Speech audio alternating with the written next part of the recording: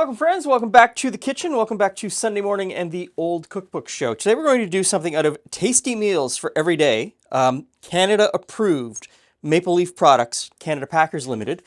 This is a Depression era cookbook put out by Canada Packers in 1933, makers of Maple Leaf products. And the products that the recipe calls for are still available in your grocery store today under the Maple Leaf name. Although, as of filming this, within like the last week, the company decided to spin off the pork products part of Canada Packers, Maple Leaf Foods, into a separate entity. So there may be some rebranding happening with these two particular products over the next short little while. Who knows? Such is life in 2025. We're going to do something called baked sausage with noodles. And this recipe uses Maple Leaf Foods sausage found in a chub. It's been like this my entire life. It was probably like this, well, it was like this in 1933 when this book was published. You can find this in almost every Canadian grocery store, usually in the frozen section. And even for grocery stores that don't carry it year-round, you will find it in every Canadian grocery store from just before Thanksgiving until just after Christmas. Because I don't know about your family, but my family's turkey stuffing relies on this sausage.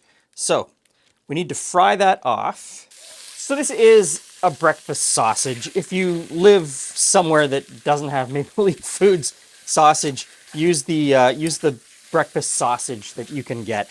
I'm sure it's really close flavor-wise. Well, in fact, I know it's very close flavor-wise to like a Jimmy Dean or a Bob Evans or something like that. So we're supposed to fry this off and brown it. The recipe says to use a little bit of their lard in order to fry it more easily. It's not needed. These were cookbooks put out by a company in order to market and sell their goods. So they would try to shoehorn in, and it's the same today. They would try to shoehorn in another one of their products because they needed to sell more stuff. So I've already cooked the macaroni. It's ready to go. It calls for 3 cups of cooked noodles or macaroni. I chose to use elbow macaroni.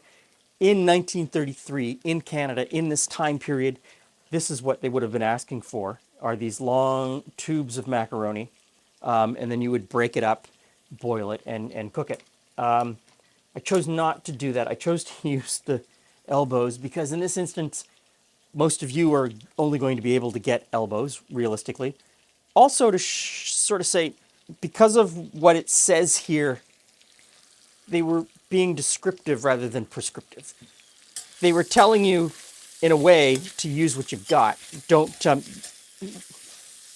don't have to follow the recipe exactly. This is the Great Depression. Whatever pasta noodle you have is the one that you should or could use. You are an adult, after all. You can change a recipe to suit your tastes, your needs, your budget, and what's available in your area. Go right ahead. Now, the sausage is almost done. And as you can see, there's more than enough fat in there. You don't really need to add any. So, now let's assemble our dish. Now the recipe says to take a greased baking dish. So I've got a greased baking dish. And then it tells me to layer in the noodles and the sausage meat back and forth. I don't know. I don't know that layering is really going to make much of a difference in this instance. But we'll try our best to follow. So, layer of pasta noodles, layer of sausage,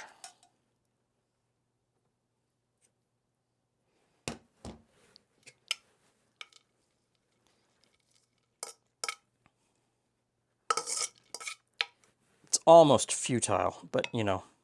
And I'm using a slotted spoon for the sausage meat, leaving as much of the fat behind as I possibly can in the pan.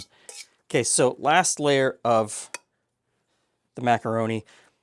I'm going to 100% say that you could just mix it all together and throw it in the pot. layering is a bit of a thing that you don't really need to do in this instance. So we'll put in our last layer of sausage meat. There's quite a bit of fat left in the bottom here.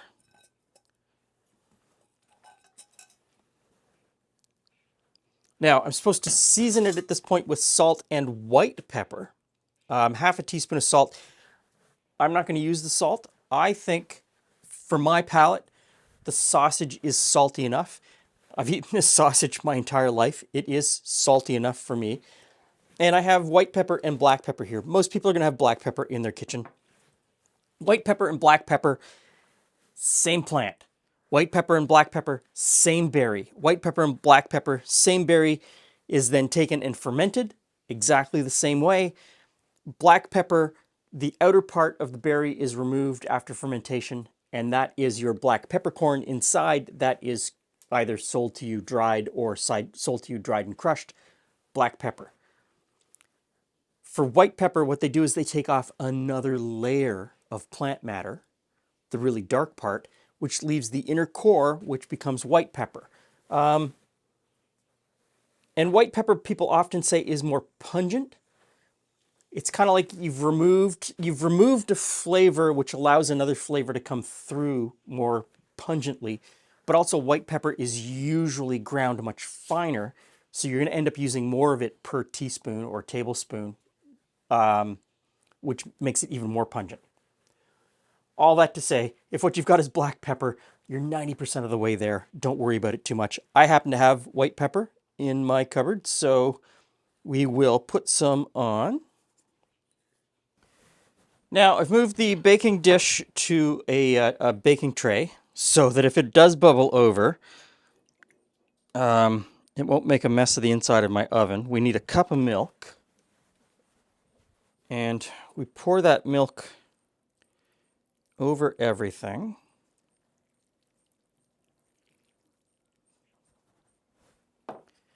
And then we cover it all with breadcrumbs.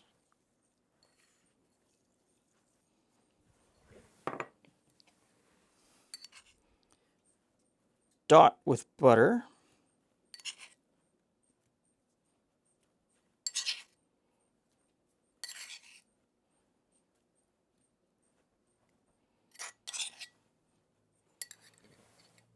And into the oven for 20 to 25 minutes.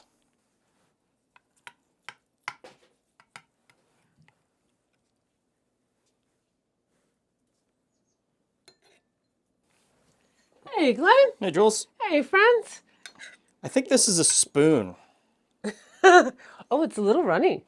Are we expecting it to not thicken up at all? Well, there's nothing in the recipe to thicken it up, right? So I had thought maybe an egg. Well, an egg would thicken it up because it would make it like a custard. I had thought maybe the pasta might thicken it up a little bit. The starch is left in the pasta, sometimes that works out. Yeah. But no, I think the milk is there really to be kind of a sauce. It still needed to be a little thicker. Yeah. Okay, well that's easy to fix.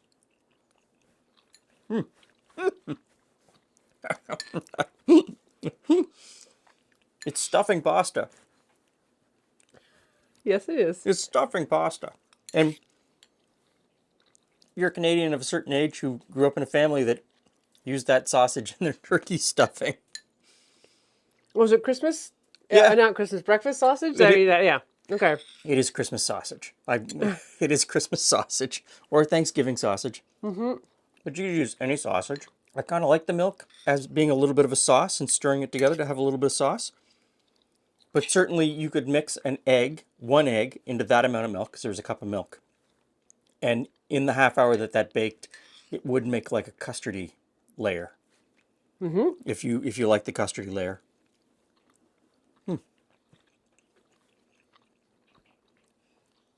It's another comfort food dish. Not beautiful to look at. No. But very Moorish. And as always, needs more vegetables. Yeah, maybe some peas. Anyway, baked sausage with noodles. A Depression-era recipe from a company that's still around today. Thanks for stopping by. See you again soon. I'm so fascinated with it. I'm just kind of staring at it.